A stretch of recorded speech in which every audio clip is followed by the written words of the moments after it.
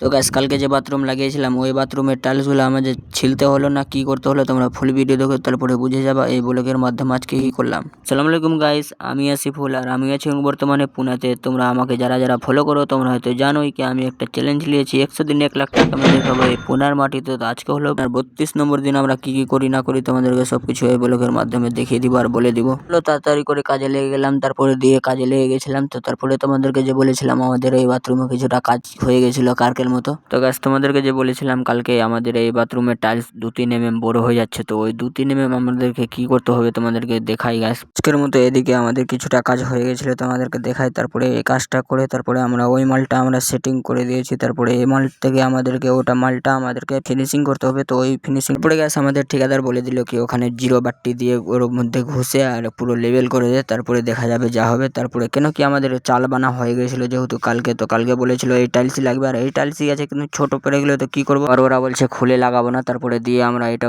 মিলিয়ে তারপরে ওর উপরে টাইলসটা লাগিয়ে দিলাম, দিয়ে তারপরে ফিনিশিং করে তারপরে দিকে তারপরে গেছে এই ছেলেটা আমাকে কয়েকদিন থেকে বলছে কি একটা পিড়া বানিয়ে দে, পিড়া বানিয়ে দে। তো পিড়া বানিয়ে দিয়ে দিলাম একে। তারপরে এরা চলে যাবে বাড়ি। পড়ে গেছে এর সঙ্গে যে ছেলে আছে গাছ, দেখো আমার মোবাইল নিয়ে আর কিরকম ভিডিও করছে গাছ, এর ফুল ভিডিও তোমাদেরকে দেখাবো। ভালো লাগছে অনেক গাছ, কি বলবো। পরে আমরা চলে গেলাম নিজের কাজে, যেহেতু আমাদের কাজ কিছুটা ছিল তো ওই কাজটা আমরা তাড়াতাড়ি করে নিব। তারপরে তোমরা দেখতে পাচ্ছ এই কাজটা আমাদের আজকের মতো হয়ে গেছে। এবার নেক্সট ভিডিওতে দেখা হবে কালকের মতো। তো আজকের মতো এইটুকুই ছিল কাজ কাম। তোমরা যদি আমার এরকম প্রতিদিন ভিডিও দেখতে চাও তো পেজটা ফলো করে পাশে থাকবে। আজকের জন্য টাটা, বাই বাই।